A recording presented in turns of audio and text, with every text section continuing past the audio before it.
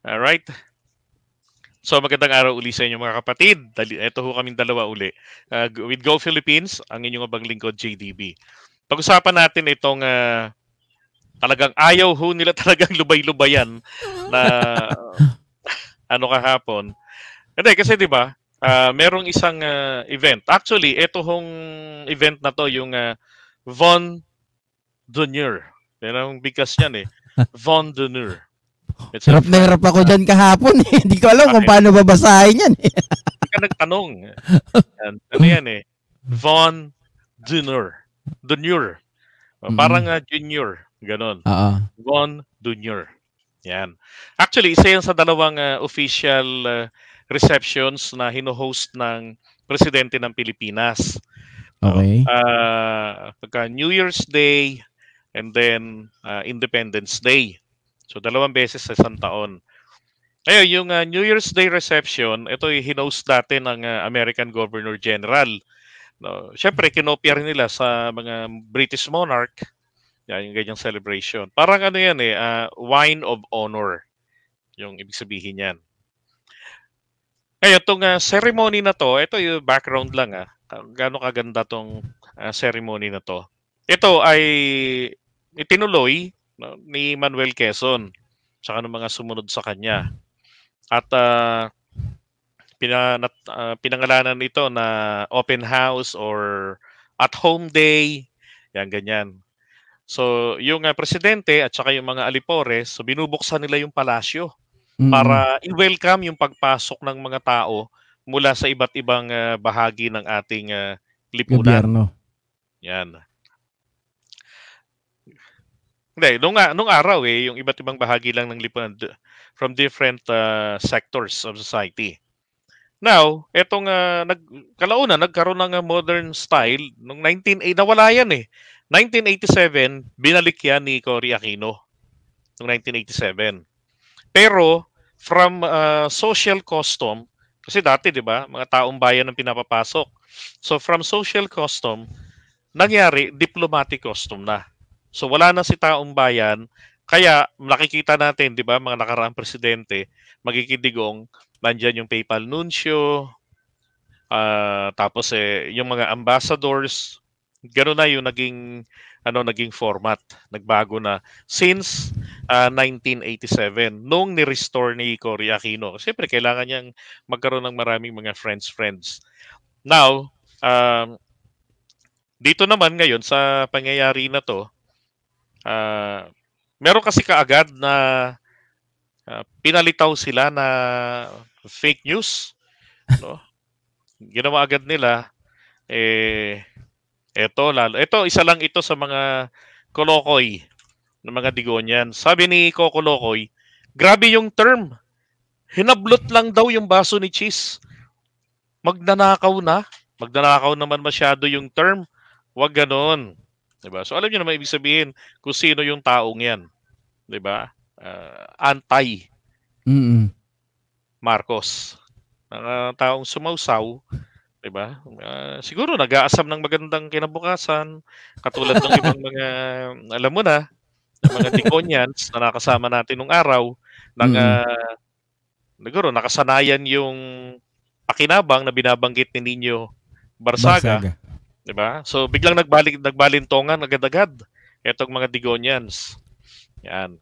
Now, ito kasi yung video panoorin na natin. Yan. Yun, inagaw, grabe. Tingnan nyo ulitin natin. Inagaw daw eh.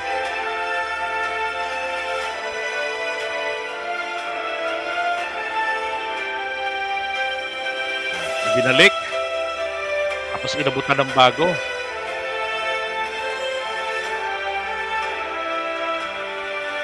Yun. So, ito naman po yung simula. Okay? Ito yung simula. Then, tapos ito magkomento tayo. Ayan. Courtesy nga pala ito ng RTVM. And I don't know, bakit pinutol nila tong part na to? Hindi mo na ito mapapanood ngayon. No, dito lang at saka sa ABS-CBN. Yan na pinost nila sa Twitter. Ayun. So rito, maliwanag, makikita ninyo yung pagdating nila.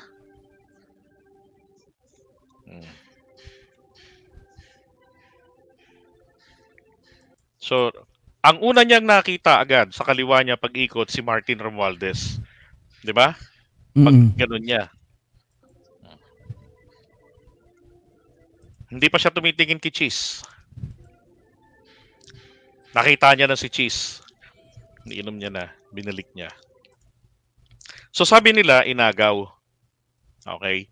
So balikan natin dito sa ano.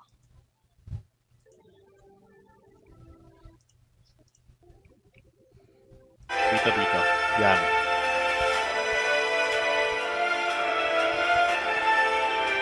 Kung mapapansin niyo mga kapatid, yung ulo ni Cheese Escudero ang tingnan niyo. 'Di ba? In-offer niya yung alak eh. Hindi siya nagulat na kinuha sa kanya. 'Di ba? Kasi sabi nga nung isang loko-loko, hinablot daw eh. Oh. Siyempre, kaya nga eh, 'di ba? Saka isa pa, tignan niyo ha, yung reply rito o yung sagot dito ni Cheese Escudero when he was asked tungkol dito.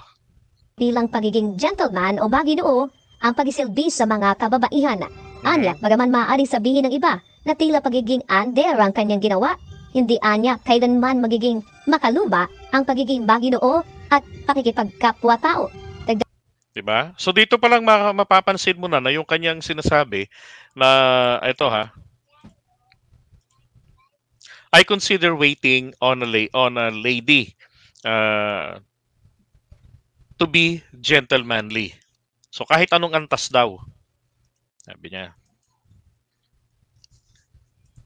And then, maaaring sabihin ng iba na makaluma o parang under. Pero sa akin, hindi kailanman magiging makaluma o di uso. Anuman ang itawag ng iba. Ang pagiging maginoo at pakikipagkapwa-tao. Yan. Hindi minamasama ang anumang pagkakataon na maging magpaka-maginoo sa sino mang ginang o binibini. Okay, yan sabi ni Cheese Escudero. Now, ito para sa akin, ito ay hindi po siya napagkamala na waiter. Dahil yung tindig niya, sabi nga nung iba ang tangkad naman nga kasi ni Cheese Escudero. Diba? Ay nung pagpunta lang ni na FL Oh. Diba? Puro matatangkad si SMR, si Senate President, 'di ba? And besides, matagal na silang magkakakilala. Lalo na ang tatay nga pala nito ni Cheese Escudero ay tauhan dati sa agriculture ni Apolacay. So si PBBM, si Cheese, matagal lang magkakilala. Now, ang tanong nga rin sa akin, bakit hindi nag-identify si Cheese na dikit sila sa Marcos? Well, simple lang yan para sa akin Sa tingin nyo kaya, makakapasok ng mabilis sa politika si Cheese Escudero kung in-identify niya ng napakaaga ang sarili niya sa mga Marcos? Kasi PBBM, bago maging senador, hirap ng boto niyan Ang baba ng boto ni PBBM noon. Kumbaga dumadaan talaga sa unti-unti kumbaga butas ng karayom bago makabalik hanggang sa maging presidente si PBBM. So kung ginawa ni Cheese yun, di maaga pa, 'di ba? Olat-olats na kasi at the time na nagsisimula si Cheese, hindi pa ganun hindi pa nagbabalik ang tiwala ng mga tao sa mga Marcos, lalo na sa mga kaibigan nito. Kaya marami silang kaibigan nun, ayaw magpahalata Now, dito, balikan natin, hindi rin naman po masasabi na nagkamali si First Lady na nakuha yung alak kay Cheese. Kasi, yung pagbaw pa lang ng ulo ni Cheese Escudero rito makikita, ayan di ba?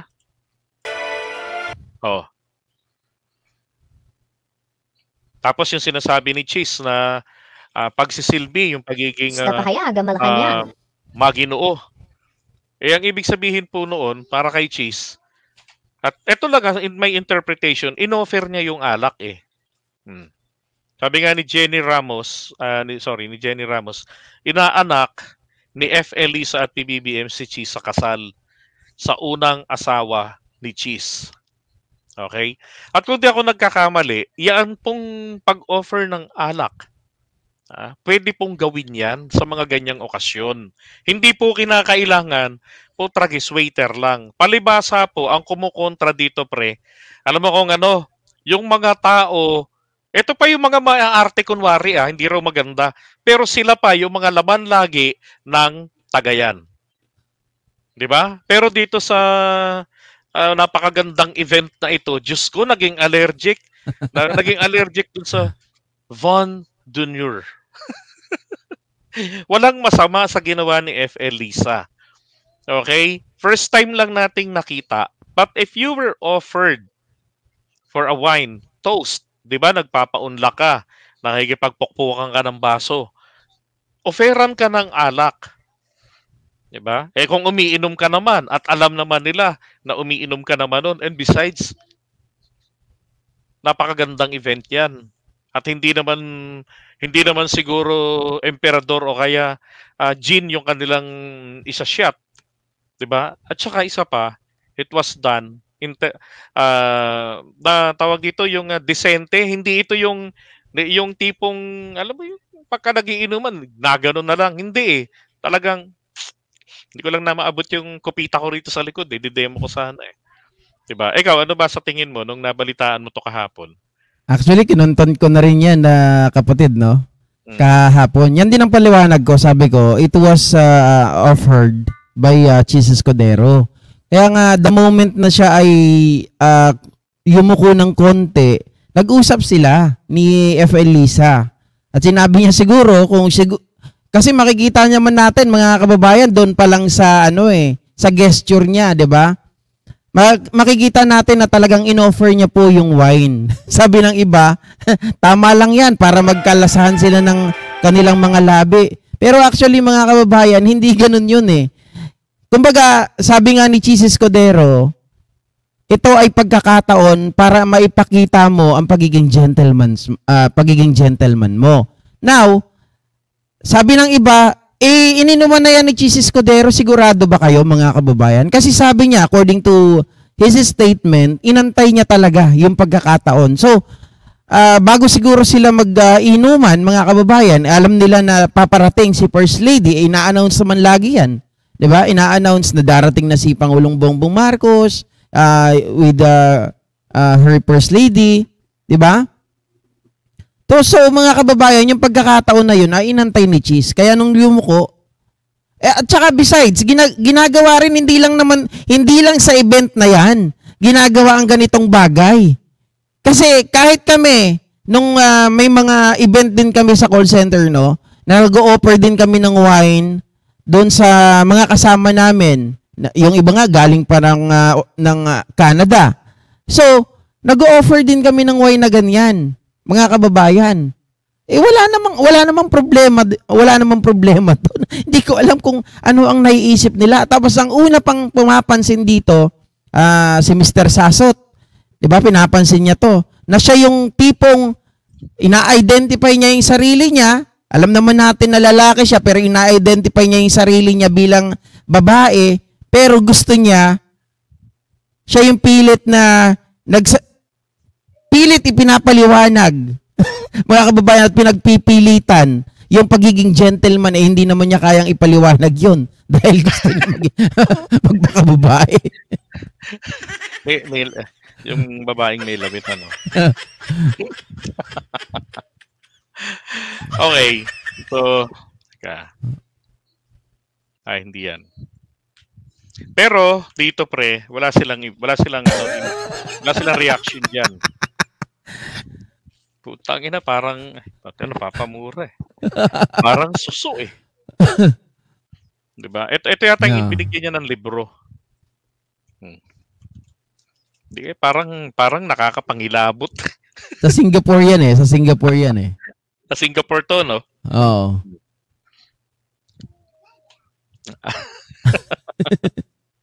Diyos me.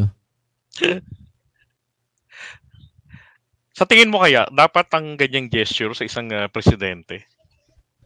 Alam mo, siguro kahit anong libog ng lalaki, sabihin na lang natin, pero dapat hindi in public ginagawa ito eh. Kasi unang-una, may mga, kung ako bilang isang presidente, ako dapat ang maging ehemplo. Hindi dapat ako makitaan ng ganito. Napaka-immoral. 'Di ba? Pero yung mga follower, tuwang-tuwa sila sa ganito kasi sabi ng iba, okay lang yan, at least pinapakita niya yung pagiging totoo niya. Okay, so speaking of pagpapakita ng pagiging totoo. So, ito yung kanina. Yung kanina, pagpapakita rin niya ng pagiging totoo at pagiging gentleman nitong si Jesus Cordero. 'Di ba? Tapos yun, kinukundina nyo, tapos ito, ayaw nyong kundinahin. Sino ang mas immoral? Sino ang mas nakakahiya? Sino ang kadiri?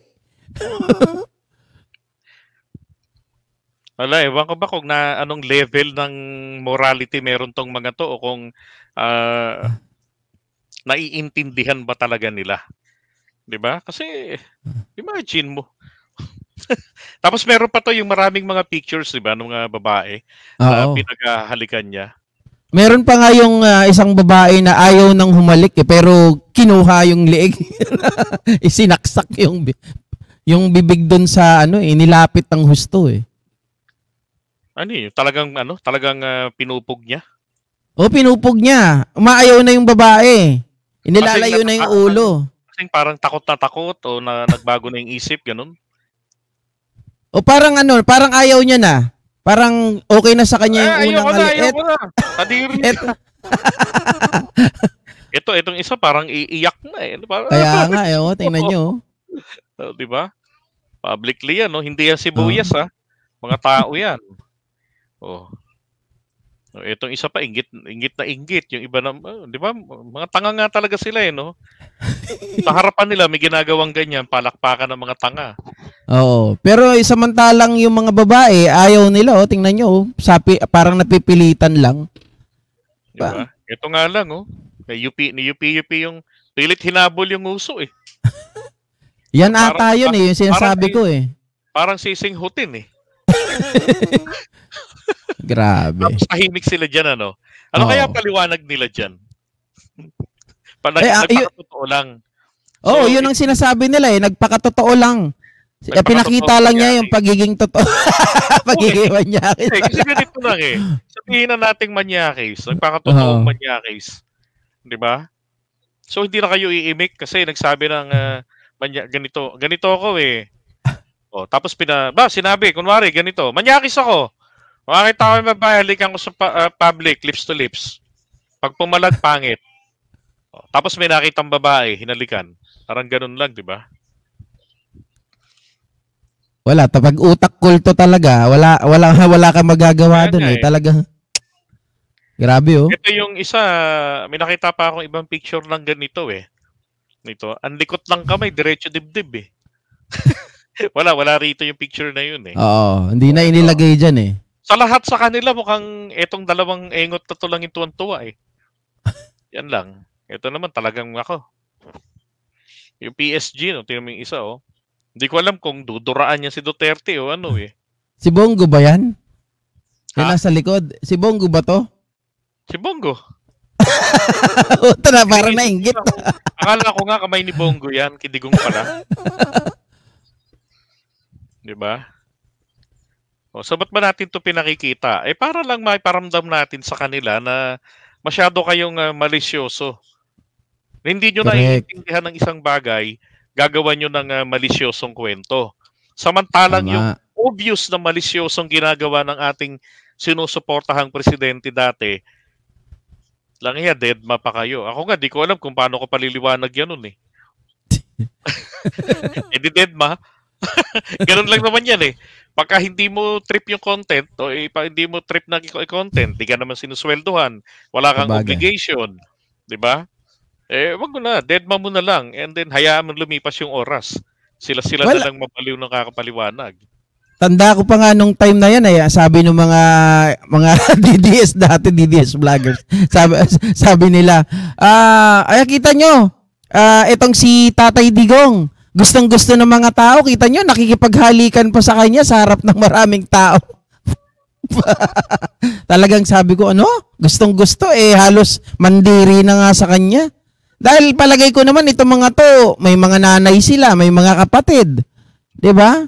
At kita nyo, hindi sila natutuwa. Ilan lang yung mga natutuwa dyan. Ibig sabihin, pilit na pilit lang. Napipilitan lang silang gawin ng mga bagay na ayaw nila. Sabi nila, meron na raw statement dito si F. Elisa.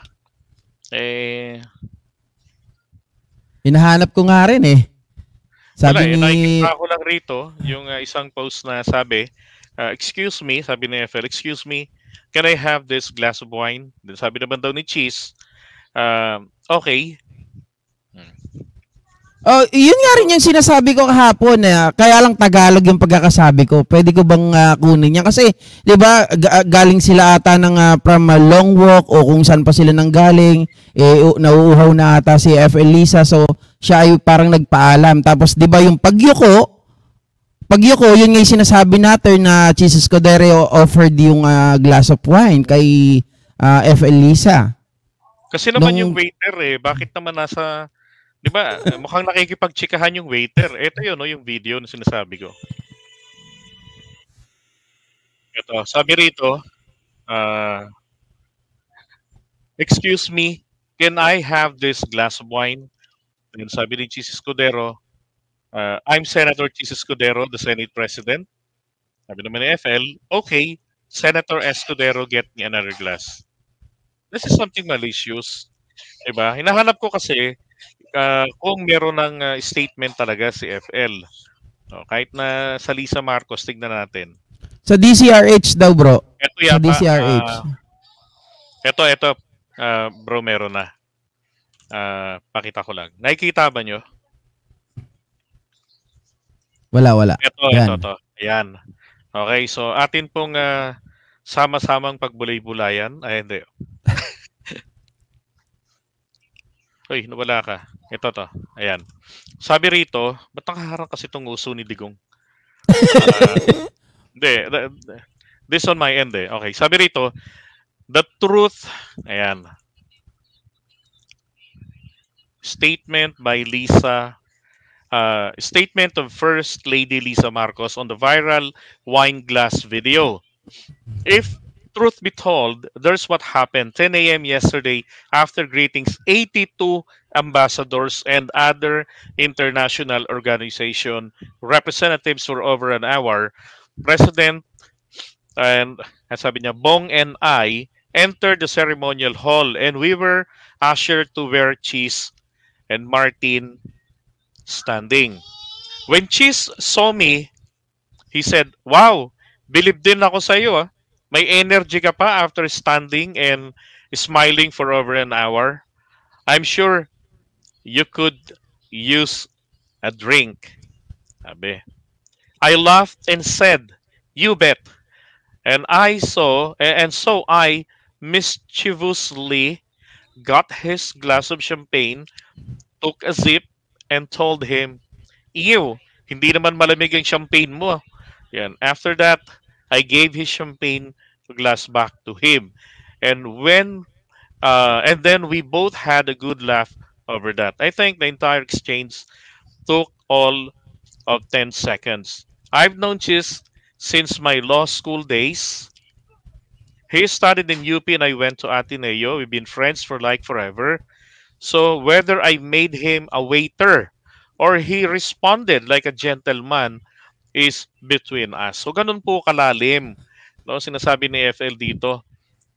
Doon sa kanilang pagbibiruan ni Cheese, higit pa doon may malalim na silang relasyon. So kumbaga, napalagayan na ng loob. 'Di ba? Kaya nga yung gesture pala ni Cheese dito, yung pagyuko. 'Di ba? Ito. Ito yung paborito nilang angulo Yun. 'Di ba? Pero ang totoo pala ron, dito pa lang sa anggulong ito, right after this, pagpihit nila FL, makatapos harapin. Lahat ng nakikita natin diyan sa background, lahat 'yan ginitian niya for more than an hour, 'di ba? Sabi ni Cheese, naku, tindi mo rin ah. Alam niyo yung ganong klaseng salitaan, ano to yung magkakaibigan, talagang Oo. malalim yung kanilang malalim na yung, yung background nila ng pinagsamahan.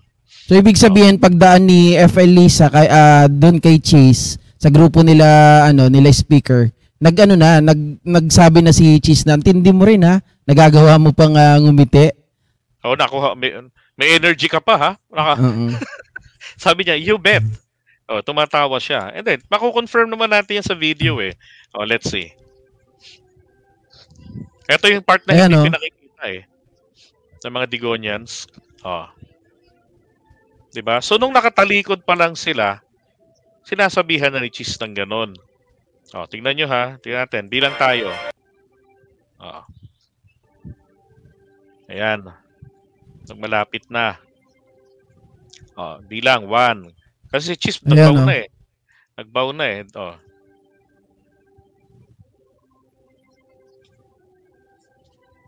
Oh. 1, 2, 3. Oh, di ba? Yun yung yun yung ata yung part na sinabihan niya na you bet, di ba? Oh, you bet. Ang lalim na ng pagsasamahan nila eh. May nabasa pa ako kahapon na, ano bang balak mong gawin? Lasunin mo? Lasunin mo si Cheese? O lasunin mo yung asawa ni Cheese? Diba? Kaya na, maliwanag na. Siguro naman, hindi i-deny ni Cheese Escudero yan. Unang-una, si Escudero, galing na po sa kilalang pamilya. Si FL, estudyante pa lang ng law sa Ateneo, magkakilala na sila. At hindi na, ibig sabihin, magkakilala na yung pamilya nila, and then sila rin mismo, magkakilala na. Diba? O, masasabi nating galing yung mga yan sa mga kilalang pamilya rito sa ating bansa. Now, etong mga, yeah, that's right. It's a wine of honor. It's a wine honor for the guest. Yan. Yan ang ibig sabihin po talaga ng Von Jr. Diba?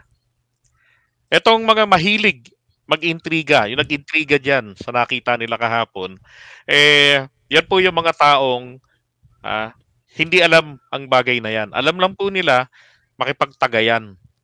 Kaya halo-halo yung mga sakit pati utak nila, pare-pareho yung mixing. Puro mga malisyoso. At stress na sa buhay. Diba? Kahahanap ng maipaninira sa mag-asawa. Alright, so anything to add, pre, bago tayo pumunta sa panghuli natin? Yun na nga. Excuse me. Yun na nga yung sinasabi natin kanina, di ba? Yung mga mahilig... Sorry. Sumasabit. Yung mahilig po muna, di ba? Sila nga, ang hilig tumambay sa inuman, nakikipagpalitan ng mga baso. Yung baso paikot pa. Samantalang ito, mga kababayan, palagay ko naman, hindi pa yun naiinuman ni Cheese Escudero.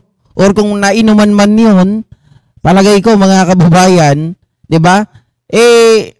Wala pa rin problema doon. Kasi pagiging gentleman lang talaga yun. Sabi ko nga po sa inyo, normal na normal talaga na ginagawa yun.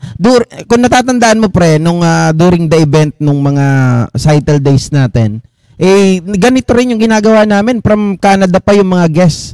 Talagang ino-operan din namin ng wine.